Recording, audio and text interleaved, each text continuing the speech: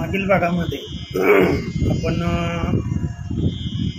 सिद्धांत आणि दृष्टांत यामध्ये पराशर ऋषी आणि त्यातून व्यासांचा जन्म कशा पद्धतीनं मत्स्यगंधाला होऊन होतो हे पाहिलं.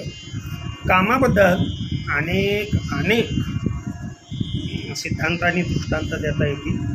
जगद्गुरू तुकाराम महाराजांच्या अभंगावरून किंवा एकनाथ महाराजांचं भारुड आहे त्याच्यावरती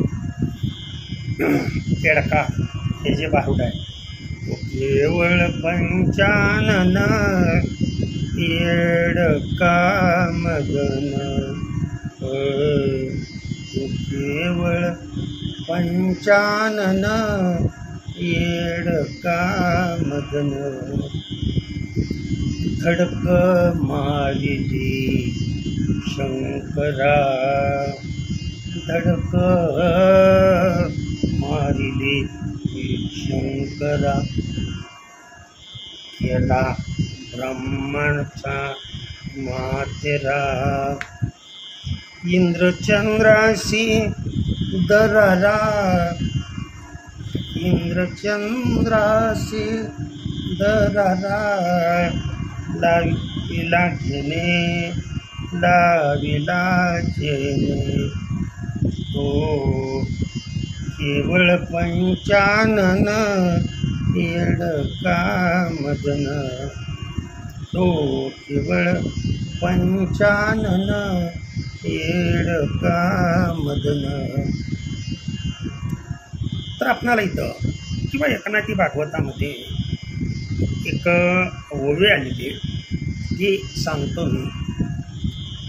जाते योगी वंदिती मुगुटी, बरं का, महादेवांच्या बाबतीत ही ओवी आहे.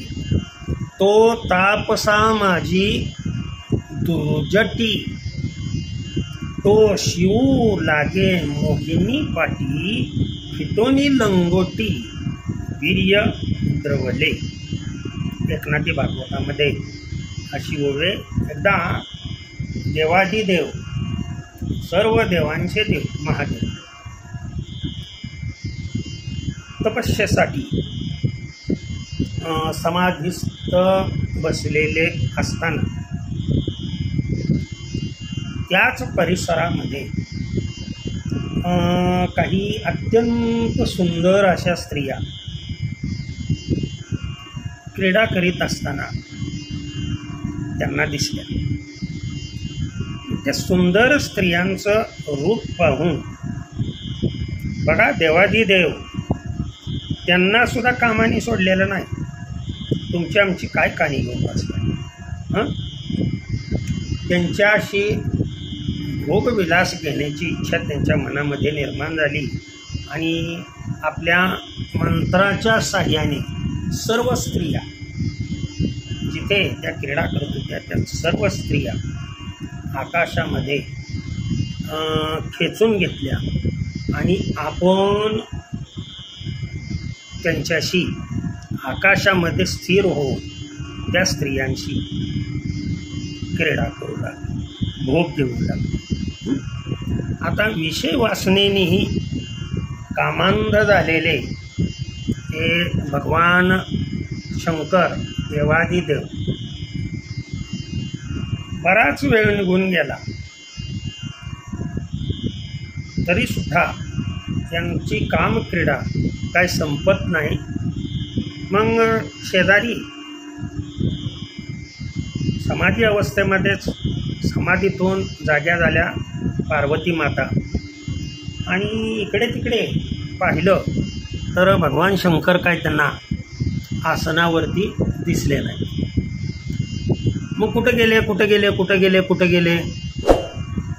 असं पाहत त्यांना लक्षात आलं की आकाशामध्ये आपले पतिदेव महादेव आणि त्या स्त्रिया अतिसुंदर स्त्रिया भोगविलास विषय वासनेमध्ये दंग होऊन गेली. असं पार्वती मातेला दिसल्यानंतर मातेचा क्रोध अनावर झाला, लक्षात ठेवा. आणि आकाशामध्ये जाऊन तिने सर्व स्त्रिया खाली जमिनीवर आपटल्या. आणि स्त्रियांना बाजूला केल्यानंतर महादेवांनाही खाली खेचून घेतलं. आता खेचून घेतल्यानंतर महादेवांची काय अवस्था झाली असेल.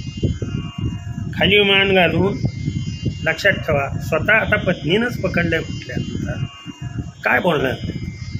असे देवाधिदेव महादेव त्यांची जर ही स्थिती होत असेल तर काम हा सर्वांचा बाप आहे म्हणून सांगितलं. जरी पूर्ण झाला तरी पुन्हा लोभ निर्माण होतो. आणि जर अपूर्ण राहिला तर लक्षात ठेवा क्रोधाची निर्मिती. हे भगवान शंकरांचं म्हणजे तुम्हाला अगदी एकनाथी भागवतामध्ये तुम्हाला दृष्टांत सांगितला. त्याच्यासाठी सिद्धांत पहिल्यांदा कामवासनेचा सिद्धांत हाही सांगितला. आपणास हा सिद्धांत आणि दृष्टांत निश्चितच आवडेल अशी मी अपेक्षा करतो. रामकृष्ण हरी, विठ्ठल कृष्ण.